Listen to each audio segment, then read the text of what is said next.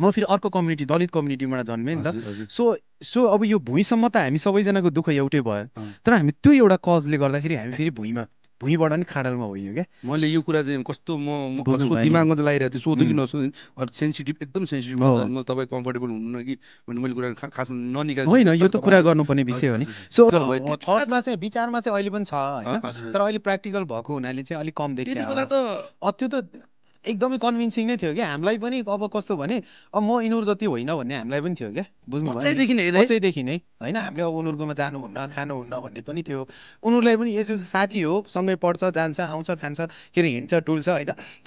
तर चाहिँ उसको मनमा पनि अब हामीले उनीहरूले उ गरेको खानु हुँदैन, छोएको खानु हुँदैन, उसलाई घरभित्र लानु हुँदैन भन्ने चाहिँ थियो क्या। हामी साथीकोमा गएर पनि बाहिर बसेर खाइदिन्थ्यौँ होइन। बाहिर हामीलाई पनि त्यो एउटा कन्भिन्सिङै जस्तो थियो क्या। पछि त मलाई त मैले यो चाहिँ हामीले हेपिरहेको छ जस्तो फिल हुन्थ्यो कि अनि यो त हाम्रो होइन। एउटा अन्डरस्ट्यान्डिङमा पुगेपछि चाहिँ अब त्यो फिल हुन थाल्यो होइन। त्यसपछि चाहिँ अब फेरि हामी पढ्नलाई बाहिर पनि गयो, समय पनि अलिकति चेन्ज भयो, आन्दोलन भयो होइन। युद्धले पनि त्यो बुस्ट गर्यो, यो राम्रो कुरा होइन भन्थ्यो। तर आफ्नो पर्सनल त्यो त समाजको कुरा त अब हामीले जति गरे पनि सकिँदैन होइन। समाजमा त त्यो छँदै थियो।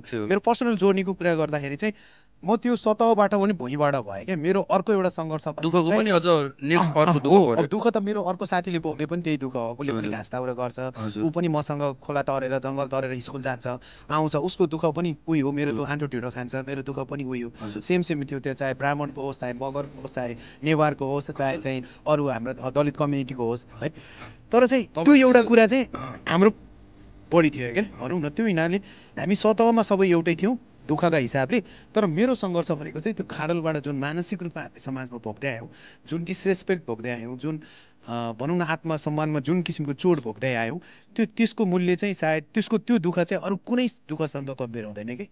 जस्तो तपाईँ र मैले इक्वेली दुःख गरेको हुँला, इक्वेली स्ट्रगल गरेको हुँला। तपाईँले पनि भोको पेट बस्नुभयो होला होइन, कलाकार बन्नलाई चाउचाउ खाएर टार्नु भयो होला। त्यो हाम्रो कतिपयको स्ट्रगल मिल्छ नि त होइन। तर त्यो एउटा स्ट्रगल चाहिँ मेरो चाहिँ बढी छ क्या। सो मैले बढी नम्बर पाउनुपर्छ जस्तो लाग्छ कि।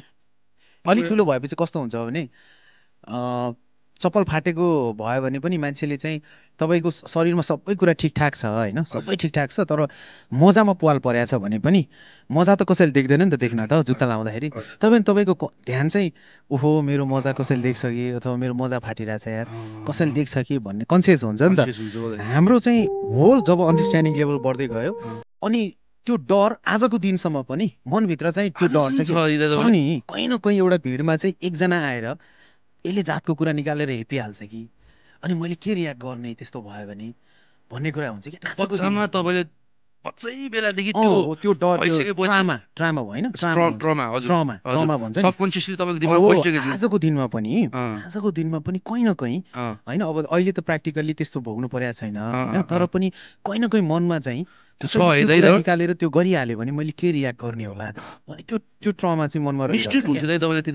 गाउँमा त्यो अघि भने जस्तो त्यो कल्चरका हिसाबले होइन, समयका हिसाबले, गाउँपाखा उकाली ओह्रालीका हिसाबले, उमेरका हिसाबले एउटा रमाइलो त गरियो। मसँग त्यो रमाइलोका पनि थुप्रै पाटाहरू छन्। तर एट द सेम टाइम यो ल एकैछिन चाहिँ मैले भोगेका अँध्यारो साइडहरू मात्रै लेखौँ न भन्ने हो भने पनि तपाईँले भने जस्तो अर्को एउटा किताब चाहिँ कथा चाहिँ दमाई राजा त्यसैको बेसमा हुँदै कलबन्दी बोलमाया सबै त्यसमै छ नि। त्यो समाजको चाहिँ त्यो लेयरको चाहिँ एकदमै पिँधबाटै आएको क्या। त्यहाँभन्दा तल ठाउँै थिएन क्या जानलाई। अनि म कहिलेकाहीँ चाहिँ यस्तो सोच्छु कि अब म यति माथि जाउँ कि त्यहाँ माथि पनि त्यहाँभन्दा माथि जाने ठाउँै नहोस् क्या। त्यो भन्छ नि मलाई त्यो इगो चाहिँ छ मनमा। यो नो टेलिभिजन अब के भन्ने कि अब सबैको घरमा हुन्थेन, अनि जसको घरमा थियो तिनीहरूको घरमा हामी भित्र जान पाउँथेन कि।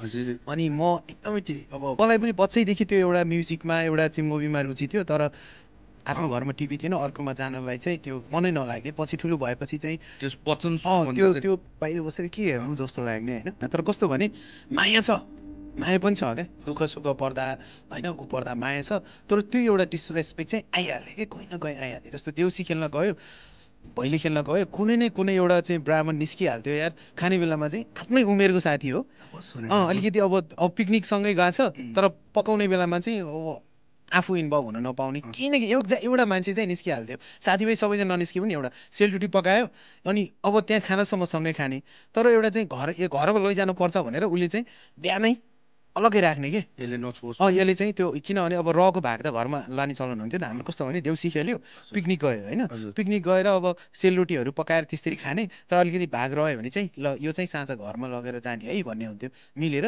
अनि एउटा दुइटा साथी त्यस्तो निस्किन्थ्यो तँले बिहानै उसले पोको पारेर छुट्टै राखिहाल्थ्यो क्या बुझ्नुभयो अनि त्यसपछि त्यो कुरा बाट अति युज टु भयो त्यतिखेर त पर्थ्यो यो कुराले चाहिँ कहिलेकाहीँ भनिन्थ्यो के अब यस्तो गरिरह भनेर भनिन्थ्यो होइन त्यही कुरा बढी फोकस भयो क्या आज होइन है मजाले तपाईँलाई त्यही भएर यो सबै मेरो चाहिँ मिक्सअप छ कि समाजलाई हेर्ने दृष्टिकोण मेरो गीतहरू पनि त्यस्तै कन्फ्युजन आइरहेको हुन्छ राम्रो पनि देखाइरहेको हुन्छु मैले अनि एट द सेम टाइम फेरि अलिकति त्यो समाजको एउटा अर्को साइड पनि मैले देखाइरहेको हुन्छु नि त मेरो म्युजिकहरूमा सायद मेरो भोगाइ नै त्यस्तो भएर होला कि राम्रो कुराहरू पनि छ समाजप्रति समाजले माया दियो रेस्पेक्ट के अरे त्यो एउटा खालको होइन सङ्गीत दियो भाका दियो होइन त्यसपछि अब हुर्कायो बढायो माया दियो आत्मीयता दियो त्यो साइड पनि छ तर अनि त्यो साइड पनि छ र एट द सेम टाइम अनि मैले चाहिँ जस्तो तपाईँले मलाई एकदमै माया गर्नुहुन्छ तर काइन्ड अफ कुनै न कुनै पोइन्टमा डिसरेस्पेक्ट पनि गर्नुहुन्छ भने म कन्फ्युज हुन्छ क्या यो मान्छेलाई चाहिँ मैले